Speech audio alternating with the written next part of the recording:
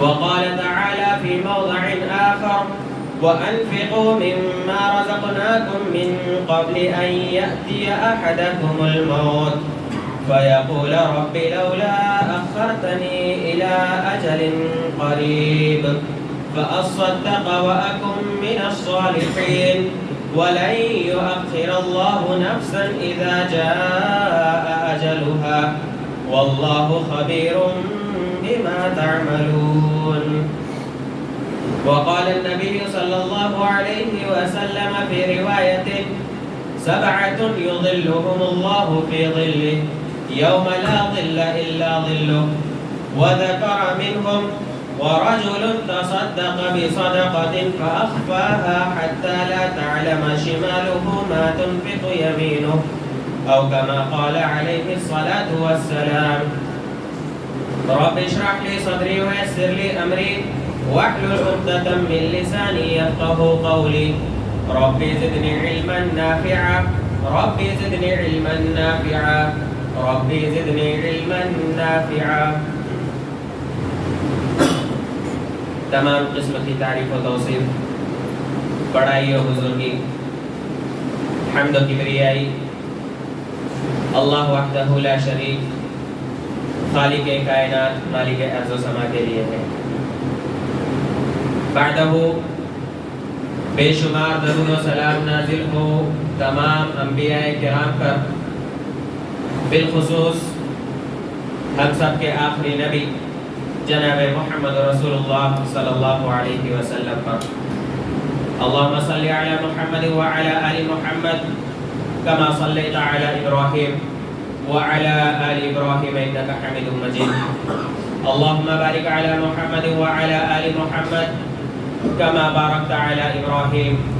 وعلی آل ابراہیم انکا حمید مجید. معزز و مکرم سامعین گرامی اور میری آواز کو سننے والی پردہ نشین ماں اور بہنوں، خطبے کا موضوع ہے صدقات و خیرات کی فضیلت. ہم تمام لوگ اس بات کو بخوبی جانتے ہیں کہ صدقات و خیرات کرنا، اپنے مال کا کچھ حصہ اپنے سے کمتر غریب فقیر مسکین محتاج کو دینا اور ان کی مدد کرنا، یہ ایک عظیم عبادت ہے. اللہ رب العالمین نے اور شریعت اسلامیہ نے ہمیں اس چیز کی ترغیب دی اور ہمیں اس چیز پر ابھارا ہے کہ ہم زیادہ سے زیادہ صدقات و خیرات کریں اور اللہ رب العالمین کے ہاں اس کا اجر پالیں. اگر ہم صدقات و خیرات نہیں کرتے تو آخرت میں جب ہمیں اللہ رب العالمین کے پاس پلٹ کر جانا ہے، اس وقت ہمیں کف افسوس ملنا پڑے گا. پچھتاوا ہونے سے پہلے ہی ہمیں اس کا حل نکالنا چاہیے اور ہمیں زیادہ سے زیادہ صدقات و خیرات کرنے کی کوشش کرنی چاہیے. جس معاشرے کے اندر ہم رہتے ہیں وہ معاشرہ ایک ہی قسم کے لوگوں پر مبنی نہیں ہوتا. یعنی جس معاشرے میں ہم رہتے ہیں اس معاشرے میں کوئی مالدار ہوتا ہے، کوئی غریب ہوتا ہے، کوئی فقیر اور مسکین ہوتا ہے. ضروری نہیں کہ ہر معاشرے میں ہر کوئی مالدار ہی مالدار ہو. تو اللہ رب العالمین نے ہمیں اس چیز کی تعلیم دی کہ ہم اپنے پاس جنہیں اللہ رب العالمین نے مال و دولت عطا کی ہے، اپنے مال کا کچھ حصہ ان غریبوں، مسکینوں، محتاجوں، ضرورت مندوں کو دے کر انہیں اپنی خوشیوں میں شامل کرنے کی کوشش کریں. اور اہل ثروت کی، اللہ صاحب اموال کی یہ ذمہ داری بنتی ہے کہ اس چیز کو اور صدقات و خیرات کو وہ اپنے اوپر شریعت کا ایک حکم تسلیم کریں. اگر ہم صدقات و خیرات کے فضیلت کی بات کریں تو قرآن مجید میں اللہ رب العالمین نے کئی ایک مقامات پر اور نبی اکرم صلی اللہ علیہ وسلم نے اپنی احادیث کے اندر بے شمار فضیلتیں جو ہے صدقے کی بیان فرمائی. سب سے پہلے قرآن کے اندر جو اللہ رب العالمین نے صدقات و خیرات کی فضیلتیں بیان کی ہے، ہم اس کو جاننے کی کوشش کرتے ہیں. سورہ بقرہ کے اندر اللہ رب العالمین نے ارشاد فرمایا کہ مثل الذین ينفقون اموالهم فی سبیل اللہ، کہ ان لوگوں کی مثال جو اللہ رب العالمین کے راستے میں خرچ کرتے ہیں، جو صدقات و خیرات کرتے ہیں، کمثل حبہ، اس ایک دانے کی مانند ہے، انبتت 7 سنابل، کہ جب اسے بویا جاتا ہے تو اس ایک دانے سے 7 بالیاں نکلتی ہیں، وفی کل سنبلۃ 100 حبہ، اور ان میں سے ہر ایک بالی کے اندر 100 دانے ہوتے ہیں، واللہ یضاعف لمن یشاء، اور اللہ رب العالمین جسے چاہتا ہے اسے زیادہ کرتا ہے، واللہ واسع علیم، اور اللہ رب العالمین بڑے فضل والا اور جاننے والا ہے۔ اس آیت کریمہ کے مفہوم پر اگر ہم غور کریں تو اللہ رب العالمین نے یہاں پر ایک بہترین مثال کے ذریعے سے ہمیں سکھایا ہے، سمجھایا ہے کہ ہم اپنی استطاعت کے مطابق اگر تھوڑا بھی صدقہ کرتے ہیں، اگر ہماری استطاعت 1 روپیہ دینے کی، اگر ہم 1 روپیہ اگر دیتے ہیں تو وہ صدقہ بڑھ کر ہمیں 700 روپے کے برابر کا جو ہے اس سے ثواب ملتا ہے۔ اللہ رب العالمین کہتا ہے اس ایک دانے کی، یعنی ایک دانہ جب کسان بوتا ہے تو اس دانے کے ذریعے سے 7 بالی نکلتی ہے، یعنی ایک دانہ جو ہے 7 بالیوں میں کنورٹ ہو جاتا ہے، اور وہ 7 بالیاں جو ہے ہر بالی کے اندر 100 دانے ہوتے ہیں۔ بالکل اسی طرح اس کی ہم ایک مثال یہ سمجھتے ہیں کہ ایک انسان نے اللہ رب العالمین کے راستے میں 1 روپیہ خرچ کیا، اللہ رب العالمین کی خوشنودی کے لیے اس نے 1 روپیہ جو ہے اللہ رب العالمین کے راستے میں خرچ کیا۔ اب اس کا وہ 1 روپیہ خرچ کرنا گویا کہ اس کے لیے 7 بالیوں جیسا ہے، اور ان 7 بالیوں کے اندر 100 دانے گویا کہ 1 روپیہ جو ہے اس کے 700 روپے خرچ کرنے کے برابر ہے۔ اور اگر اللہ رب العالمین چاہتا ہے تو اللہ رب العالمین اس میں اور زیادہ کرتا ہے، 700 سے اللہ رب العالمین 800 کا ثواب دے، 900 یا 1000 کا ثواب دے، یہ اللہ رب العالمین کی مرضی ہے۔ تو اس آیت کریمہ کے اندر اللہ رب العالمین نے ایک مثال کے ذریعے سے ہمیں بتایا کہ ہم جو صدقہ کرتے ہیں اس کا ثواب ہمیں اس مال کی حیثیت سے نہیں ملتا۔ اگر ہم 1 روپیہ صدقہ کیے تو 1 ہی روپے کا ثواب نہیں ملے گا، بلکہ ہمیں صدقے کا ثواب جو ہے اس سے بڑھ کر ملے گا۔ اسی طرح سے اللہ رب العالمین نے سورہ بقرہ ہی کے اندر ارشاد فرمایا کہ یا ایھا الذین آمنوا، اے وہ لوگوں جو ایمان لائے ہو، اے مومنو، انفقوا فی سبیل اللہ، کہ تم جو ہے اللہ رب العالمین کے انفقوا مما رزقناکم، ہم نے تمہیں جو کچھ بھی رزق دے رکھا ہے اس رزق میں سے اللہ رب العالمین کے راستے میں خرچ کرو، من قبل ان یأتی یوم، اس سے پہلے کہ تمہارے پاس ایک ایسا دن آ جائے، لا بیع فیہ ولا خلۃ ولا شفاعہ، جس دن نہ کوئی تجارت ہوگی، جس دن نہ کوئی خرید و فروخت ہوگی، جس دن نہ کوئی دوستی یاری کام آئے گی، اور جس دن نہ ہی کسی کی کوئی سفارش کام آئے گی۔ اشارہ ہے قیامت کے دن کا،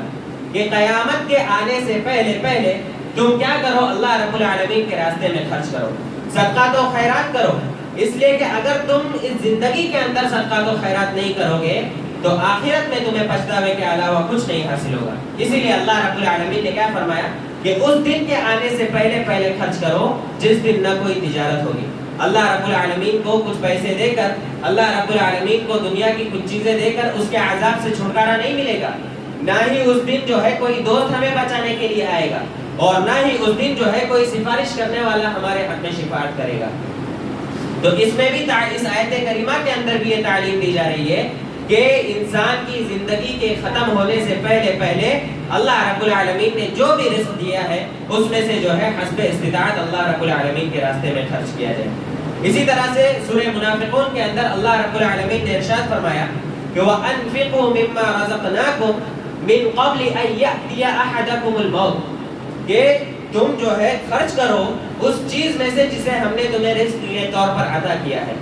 من قبل ان یأتی احدکم الموت، اس سے پہلے کہ تمہارے پاس موت آ جائے، یعنی موت کے آنے سے پہلے تمہارے مرنے سے پہلے تم اپنی زندگی کے اندر صدقات و خیرات کر لو، اس لیے کہ فیقول رب لولا اخرتنی الی اجل قریب، جب انسان مر جائے گا صدقات و خیرات نہیں کرے گا تو وہ کیا کہے گا، فیقول رب لولا اخرتنی الی اجل قریب، کہ اے میرے رب مجھے تھوڑی سی اور مہلت دے دیتا، فاصدق واکن من الصالحین، میں جو ہے صدقات و خیرات کرتا اور نیکوکاروں میں سے ہو جاتا، وَلَن يُؤَخِّرَ اللَّهُ نَفْسًا إِذَا جَاءَ أَجَلُهَا. اللہ رب العالمین بیان کرتا ہے کہ جب کسی شخص کا وقت قریب آ جاتا ہے، جب کسی شخص کے موت کا وقت قریب آ جاتا ہے تو اللہ رب العالمین اس میں ذرہ برابر بھی تاخیر نہیں کرتا. واللہ خبیر بما تعملون. اور اللہ رب العالمین ان تمام چیزوں سے واقف ہے. اللہ رب العالمین ان تمام چیزوں کو جانتا ہے جسے تم کرتے ہو. یہ 3 آیتیں جس کے اندر اللہ رب العالمین نے ہمیں صدقات و خیرات کی طرف ترغیب دلائی کہ ہمیں مرنے سے پہلے اللہ رب العالمین نے جتنا بھی ہمیں دیا اپنی استطاعت کے مطابق جو ہے ہم اللہ رب العالمین کے راستے میں خرچ کریں. صدقات و خیرات کا ایک فائدہ اللہ رب العالمین نے اور بتایا. اللہ رب العالمین نے فرمایا کہ یمحق اللہ الربا ویربی الصدقات، کہ سود کے ذریعے سے مال کے اندر کمی واقع ہوتی ہے، اور جب ایک انسان صدقات و خیرات کرتا ہے تو اس کے مال میں جو ہے اضافہ ہوتا ہے. گویا کہ صدقات و خیرات کرنا اپنے مال کو گندگی برائی سے پاک کرنا اور ساتھ ہی ساتھ جو ہے مال کے اندر اضافے کا باعث ہے، اور صدقات و خیرات نہ کرنا گویا کہ مال میں تنگی کا باعث ہے. اور اسی طرح سے سود جو ہے بظاہر دکھنے میں مال میں اضافہ تو کرتا ہے لیکن اس کے اندر سے برکت ایسی چلی جاتی ہے کہ وہ مال نہیں رکھتا. کہاں سے آ رہا ہے، کہاں پر جا رہا ہے، کتنے میں ختم ہو رہا ہے، کچھ سمجھ میں نہیں آتا. وہیں پر ایک انسان جب صدقہ کرتا ہے تو اسے اس چیز کا علم ہوتا ہے کہ اس کے مال کے اندر اللہ رب العالمین برکت ڈال دیتا ہے اور اس کے مال کو جو ہے اللہ رب العالمین بڑھا دیتا ہے. اس کے علاوہ احادیث پاک کے اندر نبی صلی اللہ علیہ وسلم نے صدقے کی فضیلتوں کو بیان کرتے ہوئے اور ترغیب دلاتے ہوئے نبی اکرم صلی اللہ علیہ وسلم نے ارشاد فرمایا کہ سبعۃ یظلھم اللہ فی ظلہ یوم لا ظل الا ظلہ. کل قیامت کے دن میدان محشر کے اندر جب تمام لوگوں کو اکٹھا کیا جائے گا، ہر کوئی شخص سائے کے لیے پریشان ہوگا. سورج 1 میل کے فاصلے پر ہوگا اور انسان اپنے اعمال کے بقدر اپنے پسینے میں مبتلا ہوگا. ایسی صورت میں انسان کی یہ تمنا ہوگی کہ اسے ایسا سایہ مل جائے کہ جس کے ذریعے سے جو ہے وہ اپنے آپ کو اس تپش سے بچا سکے اور اس حرارت سے اپنے آپ کی حفاظت کر سکے. اور اس وقت کوئی سایہ نہیں ہوگا، اللہ رب العالمین کے عرش کا سایہ ہوگا. تو نبی اکرم صلی اللہ علیہ وسلم کہتے ہیں کہ 7 قسم کے افراد ایسے ہیں کہ جن کو کل قیامت کے دن اللہ رب العالمین اپنے عرش کے سائے تلے جگا دے گا. اس میں سے ایک شخص وہ ہے، نبی صلی اللہ علیہ وسلم نے ارشاد فرمایا کہ وَرَجُلٌ تَصَدَّقَ بِصَدَقَةٍ فَأَخْفَاهَا حَتَّى لَا تَعْلَمَ شِمَالُهُ مَا تُنْفِقُ يَمِينُهُ. کہ ایک شخص جب بھی صدقہ کیا تو اس نے اپنے صدقے کو اس قدر چھپا کر کے صدقہ کیا کہ اس کے بائیں ہاتھ کو نہیں معلوم پڑا کہ اس کے دائیں ہاتھ نے کیا خرچ کیا ہے. تو صدقہ کرنا ہے تو چھپا کر کرنا زیادہ بہتر ہے، لیکن جہاں پر لوگوں کو تعلیم دینا مقصود ہو، زیادہ سے زیادہ صدقے کی طرف ابھارنا مقصود ہو، تو ایسی صورت میں بتا کر ظاہر کر کے صدقہ دیا جا سکتا ہے. تو صدقے کی ایک فضیلت کیا ہے کہ کل قیامت کے دن عرش کے سائے کے تلے جو ہے اللہ رب العالمین اسے جگہ دے گا. جو شخص صدقہ کرتا ہے اور چھپکے سے صدقہ کرتا ہے کہ اس کے بائیں ہاتھ کو بھی نہیں معلوم پڑتا کہ اس نے جو ہے کیا صدقہ کیا ہے. اسی طرح سے نبی اکرم صلی اللہ علیہ وسلم نے ایک اور مقام پر ارشاد فرمایا کہ کل امرئ فی ظل صدقته حتی یقضی بین الناس. انسان جو صدقہ کرتا ہے کل قیامت کے دن اس کا یہ صدقہ خود جو ہے اس کے لیے سایہ بن کر آئے گا. نبی صلی اللہ علیہ وسلم فرماتے ہیں کہ کل امرئ فی ظل صدقته، تم میں کا ہر وہ شخص جو صدقہ تو خیرات کرتا تھا کل قیامت کے دن جو ہے اس کا صدقہ اس کے اوپر سایہ فگن ہوگا. صدقہ جو ہے اپنا سائے کے اندر اس شخص کو لے گا حتی یقضی بین الناس، یہاں تک کہ لوگوں کے درمیان فیصلہ کیا جائے. تو ایک تو عرش کا سایہ نصیب ہوگا، دوسرا انسان جب صدقہ کرتا ہے تو اس کے صدقے کا سایہ خود جو ہے اس کے اوپر سایہ ہوگا. اور یہ قیامت کے دن میدان محشر کی بات ہو رہی ہے، اس لیے کہ میدان محشر کی ہولناکی کے بارے میں ہم نے اس سے پہلے بیان کیا کہ سورج جو ہے اس قدر قریب ہوگا کہ 1 میل کے فاصلے پر آئے گا. اب مفسرین اور جو شراح حدیث ہے، راوی حدیث بیان کرتے ہیں کہ ہم یہ نہیں جانتے کہ 1 میل سے کیا مراد ہے. 1 میل سے مراد یہ راستے کی مسافت ہے یا سرمے کے اندر جو کانچ کی سلائی ہوتی ہے جس کے ذریعے سے سرما لگایا جاتا ہے اسے بھی عربی میں میل کہا جاتا ہے. کہ وہ سورج جو ہے اتنا قریب آئے گا اس 1 میل کے برابر یا مسافت کی جتنی میل ہوگی. تو ایسے ماحول کے اندر اور ایسی خطرناکی کے اندر سایہ اگر خود صدقہ اگر خود سایہ بن کر آ جائے اور انسان کو اپنے سایہ میں لے لے تو اس سے بڑی فضیلت کی اور کیا بات ہو سکتی ہے۔ اسی طرح سے حضرت ابن عباس رضی اللہ تعالی عنہ کے بارے میں وہ بیان کرتے ہیں نبی صلی اللہ علیہ وسلم کی فضیلت اور نبی صلی اللہ علیہ وسلم کی صفت کو بیان کرتے ہوئے کہ کان رسول اللہ صلی اللہ علیہ وسلم اجود الناس، کہ نبی صلی اللہ علیہ وسلم تمام لوگوں میں سب سے زیادہ سخی اور سب سے زیادہ فیاض تھے، یعنی نبی صلی اللہ علیہ وسلم اللہ رب العالمین کے راستے میں زیادہ خرچ کرنے والے تھے۔ اور اس بات کا اندازہ ہم حضرت عقبہ بن عامر رضی اللہ تعالیٰ عنہ کی اس روایت کے ذریعے سے لگا سکتے ہیں کہ جس کے ذریعے سے وہ بیان کرتے ہیں کہ میں نبی اکرم صلی اللہ علیہ وسلم کے ساتھ مدینہ میں ایک مرتبہ آپ صلی اللہ علیہ وسلم کے ساتھ میں نے عصر کی نماز پڑھی۔ جب نبی صلی اللہ علیہ وسلم عصر کی نماز سے فارغ ہوئے، سلام پھیرا، تو نبی صلی اللہ علیہ وسلم اپنے مصلی سے اٹھے اور اتنی تیزی سے گھر میں چلے گئے کہ ہمیں خوف ہونے لگا، ہم گھبرا گئے کہ آخر ماجرا کیا ہے۔ نبی صلی اللہ علیہ وسلم اس کے بعد جلد ہی جو ہے مسجد نبوی کے اندر صحابہ کرام رضوان اللہ علیہم اجمعین کے پاس تشریف لائے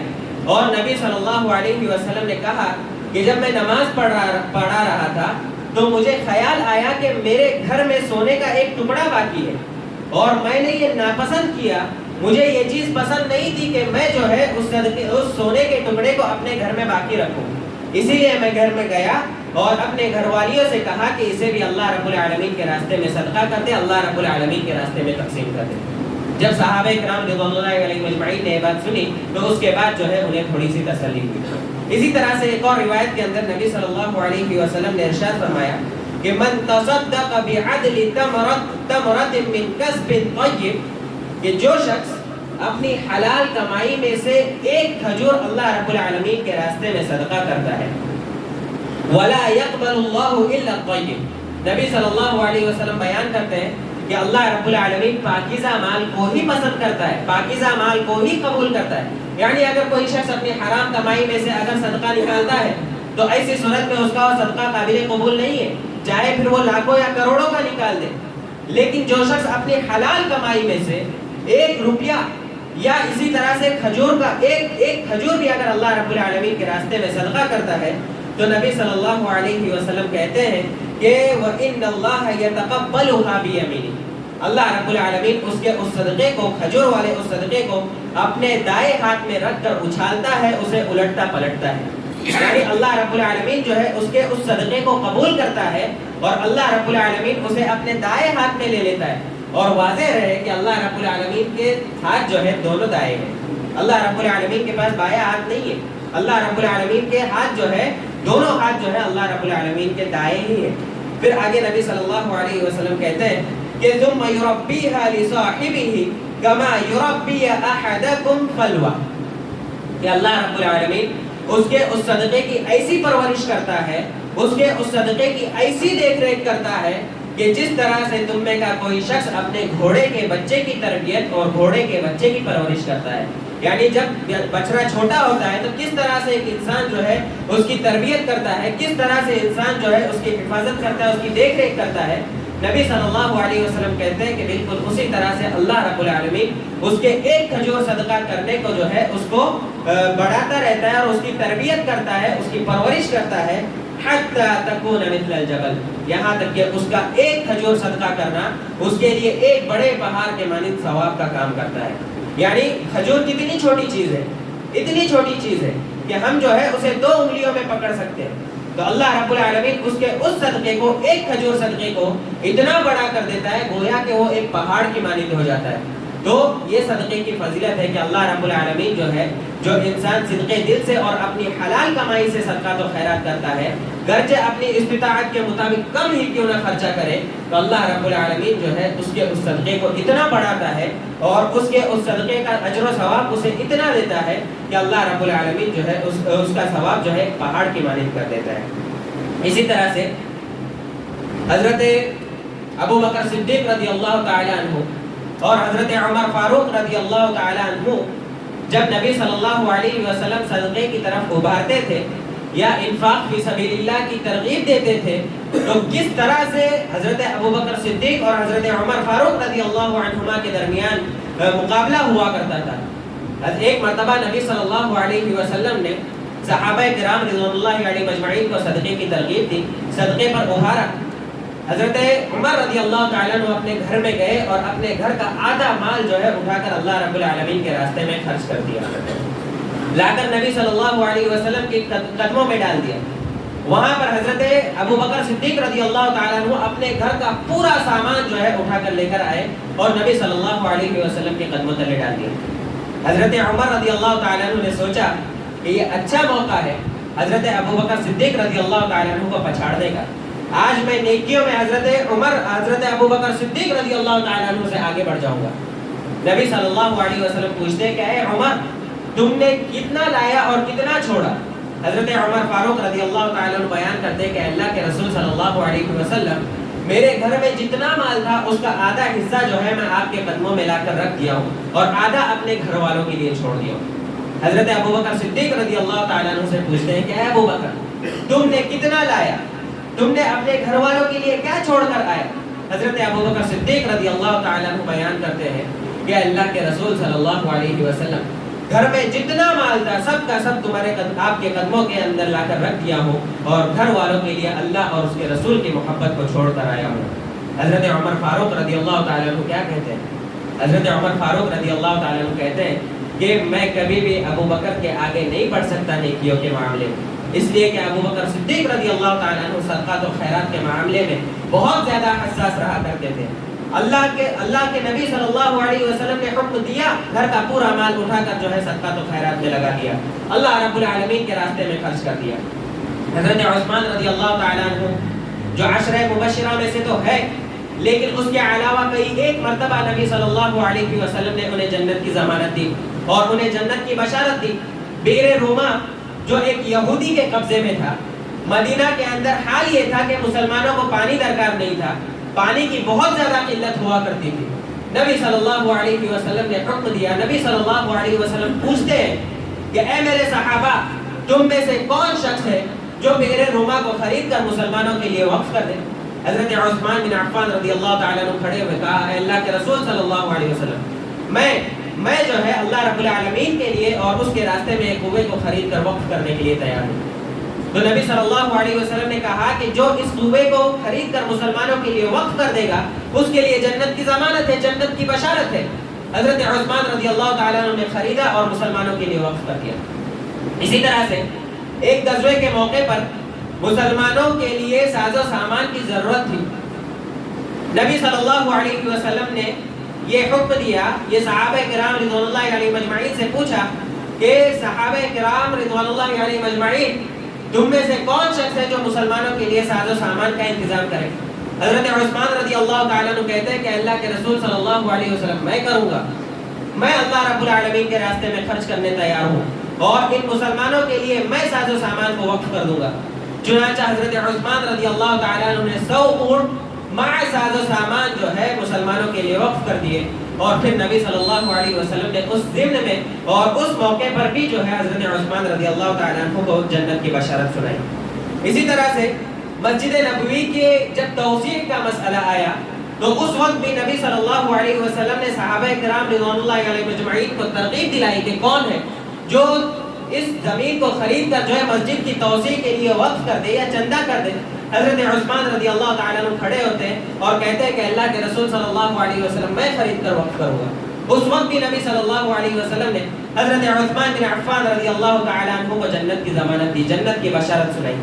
اسی طرح سے ایک اور مقام پر، ایک اور غزوہ تبوک کے موقع پر حضرت عثمان بن عفان رضی اللہ تعالیٰ عنہ نے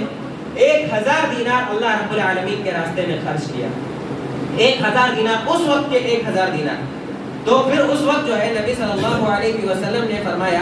کہ آج کے بعد عثمان رضی اللہ تعالیٰ عنہ کو کچھ بھی نقصان نہیں پہنچائے گا، گرچہ وہ کچھ عمل کرے یا نہ کرے، اس لیے کہ حضرت عثمان رضی اللہ تعالیٰ عنہ نے اتنا اللہ رب العالمین کے راستے میں خرچ کیا ہے کہ اللہ رب العالمین نے انہیں جنت کی بشارت دے دی، اللہ رب العالمین ان سے راضی ہو گیا۔ آج کے بعد اگر وہ خرچ نہ بھی کرے تو انہیں جو ہے وہ چیز کچھ نقصان نہیں پہنچائے گی۔ تو ان صحابہ کرام رضوان اللہ علیہ مجمعین کے ان واقعات سے کیا معلوم ہوتا ہے کہ وہ لوگ جو ہے صدقات و خیرات میں بڑھ چڑھ کر حصہ لیا کرتے تھے، اور اس کا فائدہ جو ہے انہیں اجر و ثواب کی صورت میں ملتا تھا، اور انہیں جو ہے جنت کی بشارت مل جاتی تھی۔ اسی طرح سے نبی اکرم صلی اللہ علیہ وسلم نے ایک اور روایت کے اندر ارشاد فرمایا کہ یقول ابن آدم مالی مالی، ابن آدم جو ہے کہتا ہے کہ میرا مال ہے میرا مال ہے، تو قال ومالک من مالک الا ما اکلت، کہ تیرے مال سے وہی ہے جو تو نے کھایا اور اسے جو ہے وہ ہضم ہو گیا، نکل گیا۔ ابن آدم کہتا ہے کہ میرا مال ہے میرا مال ہے، نبی صلی اللہ علیہ وسلم کہتے ہیں کہ تمہارا مال صرف اتنا ہی ہے جو تم نے جو ہے کھایا اور وہ ختم ہو گیا، یا تم نے او لبست فابلیت، یا تم نے وہ پہنا اور پہن کر وہ کپڑا تمہارا بوسیدہ ہو گیا، او تصدقت فامضیت، یا پھر تم نے صدقہ کر کے اسے ہمیشہ کے لیے جو ہے جاری کر دیا۔ یعنی اس حدیث کے اندر بھی نبی صلی اللہ علیہ وسلم یہ بیان کرنا چاہ رہے ہیں کہ بنی آدم، ابن آدم جو کہتا ہے کہ میرا مال، اس کا مال اس حد تک ہے کہ یا تو وہ کھا کر ختم ہو جائے گا، یا تو اس کے مرنے کے بعد اس کے ورثہ اسے لے لیں گے، یا تو جو وہ پہنے گا وہ پہن کر بوسیدہ ہو جائے گا، اسی میں ویسٹ ہو جائے گا۔ اور اگر وہ صدقہ کر کے اس مال کو آگے بھیجتا ہے، اپنی آخرت کی فکر کر کے آخرت میں ذخیرہ کرواتا ہے، تو ایسی صورت میں اس کے مال کا اصل مقصد یہ ہوتا ہے کہ انسان جو ہے اپنے مال میں سے صدقہ کرے اور جو ہے اللہ رب العالمین کے یہاں اس کا اجر پائے۔ یہ تمام جو روایتیں، آیتیں اور احادیث ہیں ہمیں اس چیز کی ترغیب دیتے ہیں کہ ہمیں جو ہے اللہ رب العالمین کے راستے میں زیادہ سے زیادہ صدقات و خیرات کرنا چاہیے، اس لیے کہ مال جمع کر کے اس کا کوئی فائدہ نہیں ہے۔ مال جمع کر لیا انسان خرچ نہیں کرے گا، کس پر خرچ کرے گا؟ کھائے گا، پہنے گا اور عیاشیوں میں اڑا دے گا، تو اس کا اسے کیا ملنے والا ہے؟ وہی اگر وہ اللہ رب العالمین کے راستے میں اپنے مال کو لگائے گا تو اس کا وہ مال جو ہے صدقہ جاریہ بن جائے گا، جو مرنے کے بعد بھی اسے نیکی کا کام کرے گا۔ مثلا ایک انسان نے کسی مسجد کی تعمیر میں پیسے لگائے، وہ مسجد قائم ہو گئی، لوگ نماز پڑھ رہے، اس کا ثواب اسے مل گیا۔ کسی شخص نے کوئی کنواں خریدا، لوگوں کے لیے وقف کر دیا، اس کا ثواب اسے مرنے کے بعد بھی جو ہے اسے ملتا رہے گا، اور اس کی نیکیوں کے اندر وہ چیزیں ذخیرہ ہو جائے گی۔ لیکن ایک انسان اپنے مال کو اگر جمع کر کے رکھتا ہے تو ایسی صورت میں اس کا کوئی فائدہ نہیں ہے، اس لیے کہ اس نے اپنی آخرت کے لیے، اپنے آگے آنے والے کل کے لیے یعنی قیامت کے دن کے لیے اس نے کچھ نہیں پیش کیا۔ تو یہ روایتیں اس بات پر دلالت کرتی ہے کہ انسان کو زیادہ سے زیادہ صدقہ کرنا چاہیے۔ اسی طرح سے صدقے سے ہونے والے اور بھی بہت سارے فضائل ہیں جنہیں مختصر انداز میں بیان کرتا ہوں۔ کہ سب سے پہلی چیز تو یہ کہ صدقے سے مال میں اضافہ ہوتا ہے، اللہ رب العالمین نے قرآن مجید کے اندر اس چیز کی وضاحت کر دی۔ دوسری چیز یہ کہ صدقے سے مال محفوظ ہوتا ہے۔ تیسری فضیلت یہ کہ خرچ کرنے کا زیادہ ثواب ملتا ہے۔ حضرت عثمان رضی اللہ تعالیٰ عنہ اتنا خرچ کر رہے، 1000 دینار خرچ کر رہے، پورا پیسہ لگا کر جو ہے کنواں خرید کر وقف کروا رہے، تو یہ مال کیا اللہ رب العالمین انہیں دے رہا ہے، ان کے صدقے کی بدولت اللہ رب العالمین انہیں مال دے رہا ہے۔ اللہ رب العالمین نے وعدہ کیا نا کہ یمحق اللہ الربا ویربی الصدقات، یہ صدقے کے ذریعے سے اللہ رب العالمین مال کے اندر اضافہ کرتا ہے۔ تو حضرت عثمان رضی اللہ تعالیٰ عنہ اتنا خرچ کر رہے، اللہ رب العالمین کے راستے میں اتنا وقف کر رہے، تو اسی کی بدولت جو ہے اللہ رب العالمین انہیں اور دیتا ہے۔ اسی طرح سے روز محشر جو ہے عرش کا سایہ ملے گا، بری موت سے انسان کی حفاظت ہوگی، گناہوں کی معافی ہوگی۔ نمبر 7، 7ویں فضیلت یہ ہے کہ عمر میں اور رزق کے اندر اضافہ ہوگا۔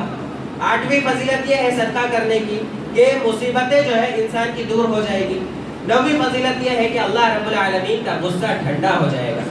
ان صدقۃ تطفئ غضب الرب او کما قال، یہ صدقہ جو ہے اللہ رب العالمین کے غصے کو ٹھنڈا کر دیتا ہے۔ اور 10ویں فضیلت یہ ہے کہ صدقہ کرنے سے جو ہے بیماریوں کا علاج بھی ہوتا ہے۔ تو یہ کچھ فضیلتیں ان آیات اور احادیث کے روشنی میں بیان کرنے کی کوشش کی گئی۔ اللہ رب العالمین سے دعا کرتے ہیں کہ الہ العالمین ہم تمام لوگوں کو صدقات و خیرات کی فضیلت کو سمجھنے کی اور زیادہ سے زیادہ صدقات و خیرات میں بڑھ چڑھ کر حصہ لینے کی توفیق عطا فرما۔ الہ العالمین تو نے ہمیں جو کچھ بھی مال و دولت عطا کیا ہے، الہ العالمین حسب استطاعت تیرے راستے میں خرچ کرنے کی توفیق عطا فرما۔ الہ العالمین ہمارے دلوں کے اندر اخلاص و للہیت پیدا فرما۔ الہ العالمین ہمارے مسلمان بھائی جو مارے جا رہے ہیں، پیٹے جا رہے ہیں، ستائے جا رہے ہیں، جو زخمی ہے، الہ العالمین تو ان تمام لوگوں کی مدد فرما۔ الہ العالمین جو بیمار ہے تو انہیں شفاء کاملہ عاجلہ نافعہ عطا فرما۔ جو بے روزگار ہے الہ العالمین تو انہیں روزگار عطا فرما، اور جو مقروض ہے تو ان کے قرض کی ادائیگی کی سبیل پیدا فرما. آمین. تقبل یا رب العالمین وتب علينا انك انت التواب الرحيم. بارك الله لنا ولكم في القرآن الكريم ونفعني واياكم بالآيات والذكر الحكيم. انه تعالى جواد كريم ملك ضرب الرؤوف الرحيم.